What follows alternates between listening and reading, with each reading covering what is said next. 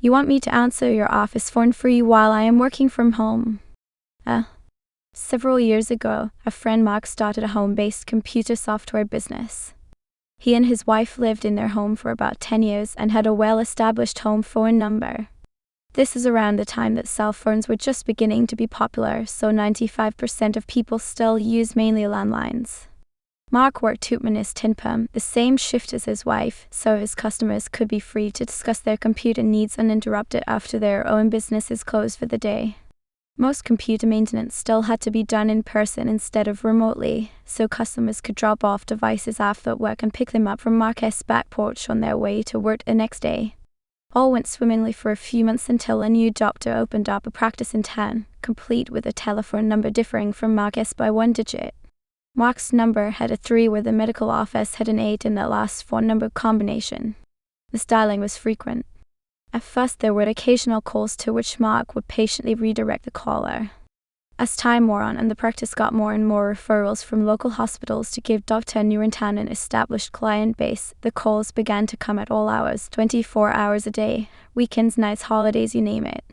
The office still got calls after hours to an answering service for patients to find out who was on call and for the hospital staff to reach doctors after hours. Mark had to unplug the phone just to have a conversation over lunch with his wife and in order to sleep. Also not ideal when you have 3 daughters of dating age out after dark. Mark called the doctor's office and asked them to please change their phone numbers so he and his family could get some peace and quiet and so he could build his own business to support them. Since he had his phone longer, he felt the doctor should be gracious and change his number to a different one to stop the confusion. He was told in about so many words by the doctor that it was too bad, but nothing was going to be done, as advertising, stationery, business cards, and signage were expensive to redo, not to mention convey the new information to all his patients, medical registries, the medical board and societies, and hospitals. Just do the best you can. I'm sure the calls will stop soon. Good luck to you. Okie dokie. I'll do my best to take care of things, Mark cheerfully replied. After that, Mark began to field all the calls that came in personally. You've had the sniffles all morning after working in the yard around pollen. You'd better come right in. You start coughing every time you smoke a cigarette. Come on in. I am not the doctor, but a temperature of 98.9 sounds a little high to me. I'll see you right after lunch today. You're new in town and have kids who need physicals and shots for school next week. It just so happens we have an opening in an hour. No. Don't worry, we can take all 5 of them at once today. Whatever the problem was, he started making appointments for each and every person calling. All were delighted to have such personal attention and prompt appointments. Sure, we take all insurance plans, come right in. He also made routine checkup type appointments for 4:30 p.m. one Friday afternoon for 6 different people. Bright and early the next Monday morning, Dr. Noondown called and begged him to stop. Mark said, I will if you will. The doctor had a new phone number before the end of the week. Customer complained I was rude TLDR'd by user no strike 7448. So a couple weeks ago my boss gave me a taking to. For reference, I work at a very small independent neighborhood coffee shop. I know most of the regulars by order and the newbies I can generally give a good time to.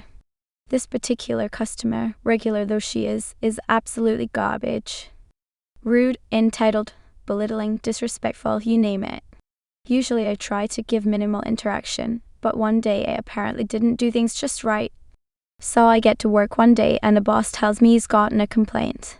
Now, I've been there for almost 13 years, and aside from the growing pains of starting what is the equivalent of a coffee shop version of a dive bar, I have had complaints that I can count on one hand. Anyway, he goes on to tell me that a customer has complained that I've been rude/dismissive, etc. I say, okay. I will definitely be mindful of things with this customer moving forward. Malicious compliance. Every single time. I have seen her since she gets the absolute, over-the-top, Stepford Barrister treatment. Think June Cleaver ratcheted up to 13. Just pouring on the Midwestern nice like a thick saccharine syrup. I've been doing this for at least 2, maybe 2.5 weeks. And, believe me when I say that it drives me absolutely out of my mind to do it. It takes so much energy to treat this human this way. Except today. Today I gave her the exact same treatment as I have been. Except today she made a crucial error. She let it slip that the way I talk to her is irritating. When I tell you I haven't had such a rush of happy brain chemicals in almost a decade, it's not a lie.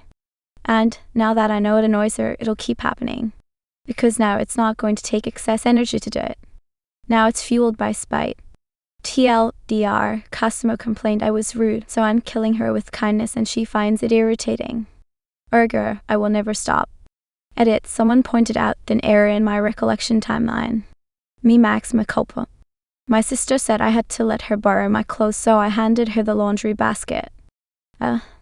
She is always taking my stuff. Clothes, shoes, whatever. Sometimes she asks, sometimes I just find out when I see her wearing it. One day she comes in and says, Mom said you have to let me borrow you clothes, not even asking. Just saying it like it's a rule now. I didn't argue. I just grabbed my laundry basket and gave it to her. It was full of dirty clothes. Like actual laundry. Gym shirts, socks, stuff that had been sitting there all week. She looked at it, goes, seriously? I said you wanted my clothes. She left without saying anything else. Hasn't he touched my stuff since? You want me to stop answering the phone? You got it, by user etching outside 9964. This happened when I was working at a cemetery. The managers were crazy micromanagers. When I first started as an admin/receptionist, I would answer the door, we locked it for COVID reasons, answer the phones, and transfer to others. I would also help the family service advisors with their scheduling. They were always super busy attending to grieving families, and you never rush families, obviously, so they would often be quite swamped. We then had a team meeting where I was personally called out for not doing my job. I was doing the job of others. I shouldn't be answering the phone since the FSAs should be answering. We had caller ID so we knew who was calling, and the FSAs should answer the door for their own appointments. The FSAs should schedule their own appointments, even if it meant they started falling behind on their paperwork and being late to funerals. So I did as was asked and stopped. I just sat there and got paid for doing nothing. I got called out again for not answering or scheduling. I showed them the meeting agenda they provided, outlining how I shouldn't be doing that anymore. Needless to say, I didn't last long there in an effort to keep my sanity.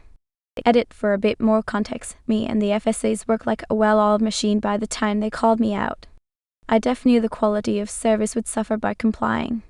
I'm not like this amazing person, but I really believed we were helping people and loved going above and beyond to provide help when grieving families had to deal with administration and bureaucratic nonsense at the worst time of their lives. It was one of those cases of the managers not seeing my value. I have dozens and dozens of other horror stories from my 2 years there, the last straw being they wrongfully terminated one of the FSAs for being sick. Update, make it so a person with zero knowledge could understand it. Okay, by user Adiantum Veneris. About a year ago, I wrote a very messy and awkwardly worded post describing how my old boss had me fired due to being a whistleblower, citing my very proven unorthodox methods, among other bogus claims, while demanding that I create a document for my future replacement and make it so a person with zero knowledge could understand it, which I did. I didn't expect to even write a follow-up, and definitely not this one. I couldn't have come up with this chain of events if I tried. Predictably, as soon as I left the organization, things quickly began to unravel. Projects fell apart. Partnerships I built disintegrated. Volunteers left, some did so in protest. Community engagement, trust and support from target groups pretty much vanished. My replacement was not only completely clueless, but also a non-functional alcoholic who didn't even want the job apparently she was lied to, and drove every single program to the ground. All of which, in turn, alienated donors as well. But that's not all. One of the comments you/Sean Bizier on my old post suggested I contact IRS because odds are they would find some fraud going on. Well, you weren't very far off.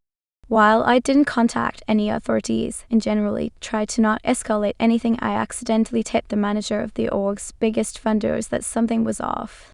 I didn't even realize it until much later. I just ran into him at an event and chatted with him, mentioning that I was fired from the org that December. The manager looked confused. What do you mean? They said you worked there until March and left on your own. After a bit of a puzzled exchange, I also noted that the crew of one of the flagship programs decided to shut it down a few months earlier. Yeah, the organization reported as if the program is still running. Long story short, the foundation looked into it, and it was not pretty. But wait, there's more. The other biggest funder of the org was a government program. On my very first day at work, I flat out told them this grant was extremely unreliable, and that will last 2-3 years at most before the program gets shut down for being too progressive, and that they should prepare a backup for when this inevitably happens. Well, guess how this worked out. And now, for the weirdest plot twist. Ultimately, the CEO decided to jump the sinking and burning ship and quit, or maybe they got fired. When I saw the open call for CEO, I decided to be a bit of a troll and apply. It was mostly just for my own amusement. I wasn't expecting to hear back, both because of my strained relationship with the org and because, frankly, despite my expertise in my own field, my relevant experience for this kind of position is fairly limited. I just wanted to rub it in a little. I sent my resume and cover letter and mostly forgot about it. Well, after a couple of months, they called back, asked me if I'm still interested in the position, and asked for an interview. I thought about it for a few minutes and decided to politely decline. It was tempting, honestly. But ultimately, I realized I will hate it and would probably suck at it too. My skills are in other places, and my heart is in other places as well. I recently decided to take a break from work altogether to focus on my physical and mental health, and while I'm at it, get a master's degree. Best of luck to whoever decides to take that position. They are going to need it.